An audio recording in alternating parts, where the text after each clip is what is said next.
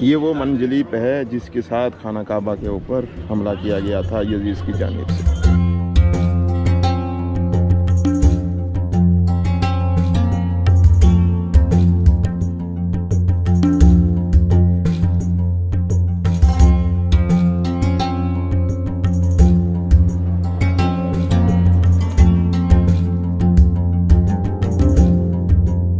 بسم اللہ الرحمن الرحیم، درود و سلام محمد و آل محمد پر۔ السلام علیکم دوستو، میں ہوں محمد اور آپ دیکھ رہے ہیں خان ٹی وی 110۔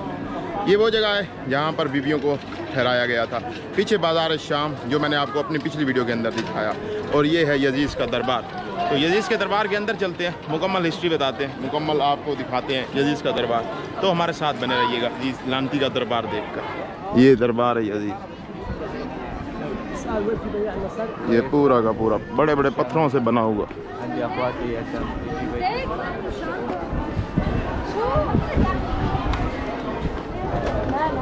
اس میں پہلے بتوں کی پوجا ہوا کرتی تھی، اور بتوں کے بعد جو ہے جب عیسائیوں نے اس پہ حملہ کیا اور وہ کامیاب ہو گئے تو انہوں نے اس عمارت کو جو ہے کنیسہ بنا دیا۔ معاویہ کے زمانے میں یہ معاویہ کا دربار تھا، یزید کے زمانے میں یہ دربار یزید تھا۔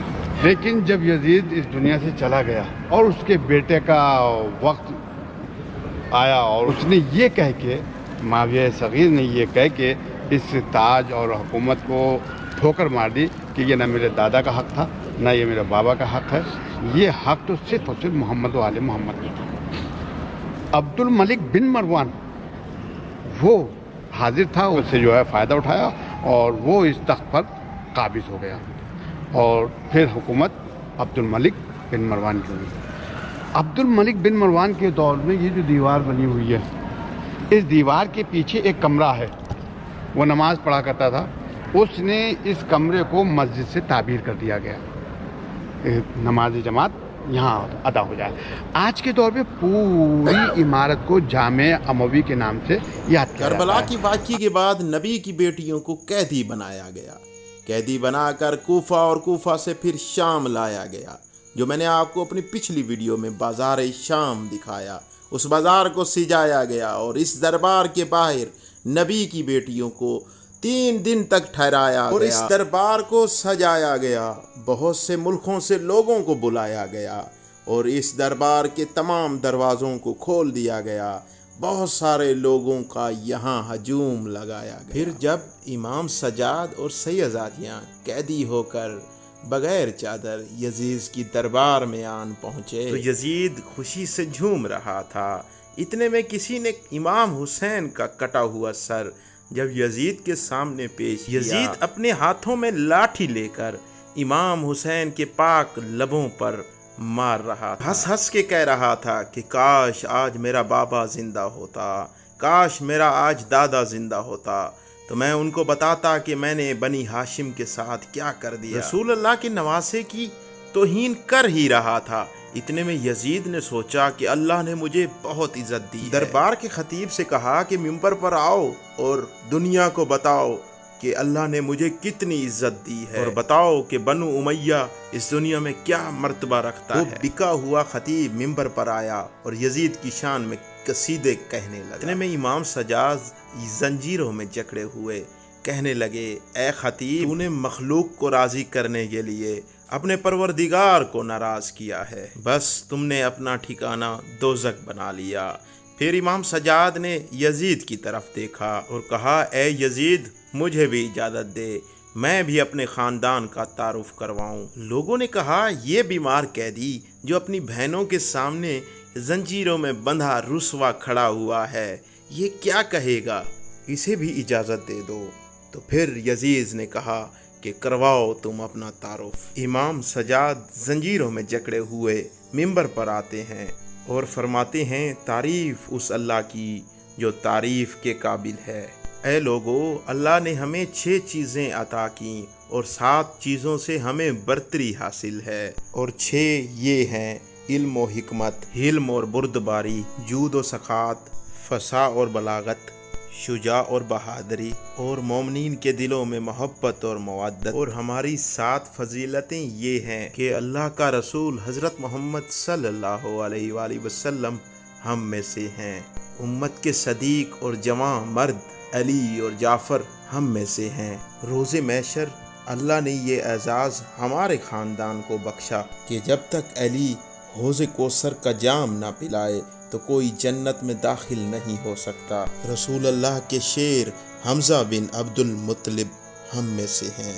رسول اللہ کی اولاد جن کو اللہ تعالیٰ نے جنت کا سردار بنایا وہ حسن اور حسین ہم میں سے ہیں۔ رسول اللہ نے جن عورتوں کو جنت کی سردار بنایا، اللہ نے جس عورت کو تمام عورتوں کی سردار بنایا وہ رسول اللہ کی بیٹی فاطمہ ہم میں سے ہیں۔ جو آخری حجت زمانے میں قائم ہوگی وہ مہدی ہم میں سے ہے۔ اے لوگو، جو مجھے جانتا ہے وہ جانتا ہے، جو نہیں جانتا میں اسے اپنا حسب و نسب بتاتا ہوں۔ میں مکہ و منا کا فرزند ہوں، میں زمزم و صفا کا فرزند ہوں۔ میں اس کا فرزند ہوں جس نے اپنی ابا سے حجر اسود اٹھایا اور خانہ کعبہ کی دیوار میں لگایا۔ میں اس کا فرزند ہوں جس کو اللہ نے معراج پر بلایا۔ اے لوگو، میں اس محمد کا فرزند ہوں جس کو اللہ نے تمام نبیوں پر فضیلت بخشی۔ میں اس کا فرزند ہوں جس پر اللہ اور اس کے فرشتے درود بھیجتے ہیں۔ میں اس کا فرزند ہوں جو وحی خدا کے سوا بولتا نہ تھا۔ میں محمد مصطفیٰ کا فرزند ہوں، میں علی مرتضیٰ کا فرزند ہوں، وہ علی جس کی وجہ سے کافروں نے کلمہ پڑھا۔ میں اس فاطمہ کا بیٹا ہوں کہ جب وہ دربار آتی تو اللہ کے نبی کھڑے ہو کر تعظیم کیا کرتے تھے۔ میں حسن اور حسین کا فرزند ہوں، جن کو اللہ کا رسول کندھوں پر سوار کر کے دنیا کو بتایا کرتے تھے کہ میں ان سے ہوں، یہ مجھ سے ہیں۔ میں اجر رسالت کچھ نہیں مانگتا سوائے اس کے کہ میری اولاد سے محبت کرو۔ میں اس کٹے ہوئے سر کا وارث ہوں، میں اس خون میں رنگین کفن کا وارث ہوں۔ میں اس کا بیٹا ہوں جسے کربلا کی زمین پر 3 دن تک بھوکا پیاسا رکھ کر قتل کیا گیا۔ میں رسول اللہ کی بیٹیوں کا وارث ہوں جنہیں قیدی بنا کر تمہارے سامنے لایا گیا۔ بات جب یہاں تک پہنچی تو لوگ رونے لگے، سر پیٹنے لگے اور کہنے لگے یہ کیا ہو گیا؟ یزید نے دیکھا کہ کہیں بغاوت نہ ہو جائے، اپنے وزیر سے کہا کہ جاؤ اذان دو۔ اتنے میں مؤذن نے اذان دی۔ جیسے ہی اللہ اکبر کی صدا بلند ہوئی، امام سجاد نے کہا کہ اللہ سے بڑھ کر کوئی چیز بزرگ و برتر نہیں۔ اذان دینے والے نے جب اشہد اللہ الہ الا اللہ کہا، امام سجاد نے کہا بے شک اللہ کے سوا کوئی خدا نہیں، اور اس کی گواہی ہم نے خون سے دی ہے۔ اور نبی کی ان نواسیوں نے بے پردہ اور پتھر کھا کھا کر دی ہے۔ اتنے میں اذان دینے والے نے اشہد ان محمد الرسول اللہ کہا۔ بس یہ کہنا تھا۔ امام سجاد نے یزید کی طرف دیکھا اور کہا اے یزید بتا، یہ محمد ہمارا جد ہے یا تیرا جد؟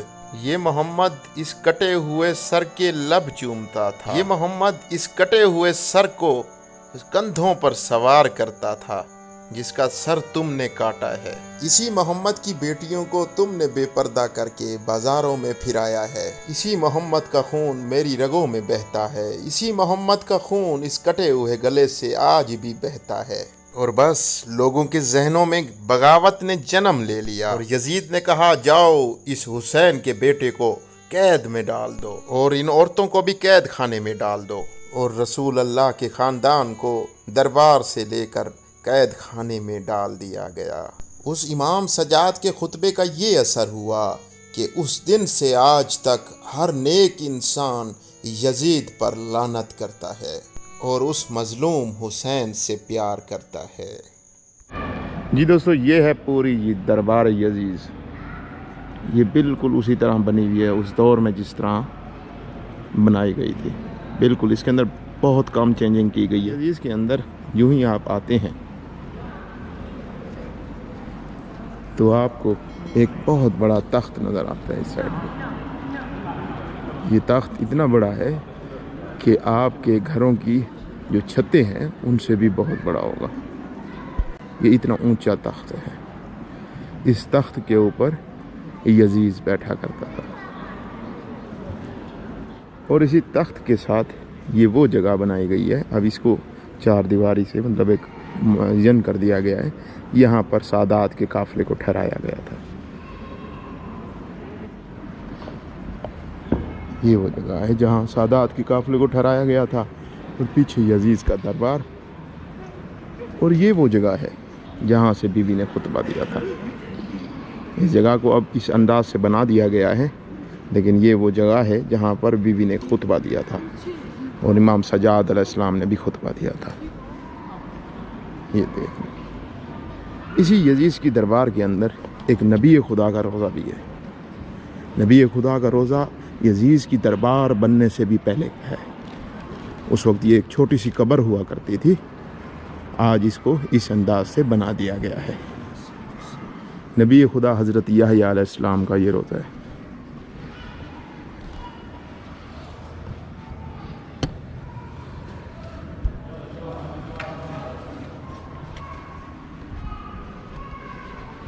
یہ دیکھیں، نبی خدا حضرت یحییٰ علیہ السلام۔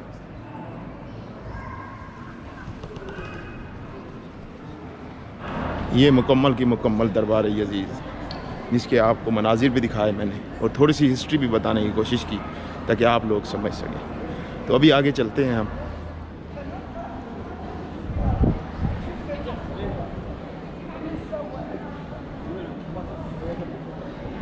اس سائڈ پہ تخت لگا تھا، یہ پورا کا پورا دربار یزید ہے۔ اس دربار یزید کے اندر دیکھنے کے لیے بہت کچھ ہے، اور بہت دل بھی سیڈ ہوتا ہے، کیونکہ یہاں پر نبی کے گھرانے کو لایا گیا اور ان کو بے چادر لایا گیا۔ اچھا جی، یہ وہ جگہ ہے جہاں پر امام حسین علیہ السلام کا سر رکھا گیا۔ اگر آپ بھی زیارات پر جانا چاہتے ہیں تو ڈسکرپشن کے اندر ٹریول کمپنی کا فون نمبر موجود ہے، ابھی بکنگ کروا سکتے ہیں آپ اپنی۔ اور یہ وہ جگہ ہے جہاں پر پتھر رکھا گیا تھا، امام حسین علیہ السلام کا سر رکھا گیا تھا اس پتھر کے اوپر، یہ وہ جگہ ہے۔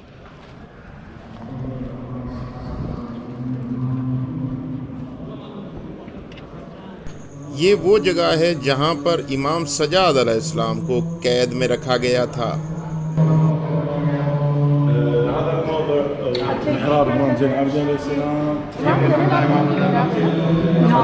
کہ یہ عبادت گاہ بھی ہے، اور بعض روایت میں ملتا ہے کہ یہ جگہ پر امام زین العابدین کو قید بھی کیا گیا تھا اسی جگہ پر۔ اور ساتھ ہی آپ کو یہ جگہ جو ملتی ہے، یہاں پر بھی امام حسین علیہ السلام کا سر رکھا گیا تھا۔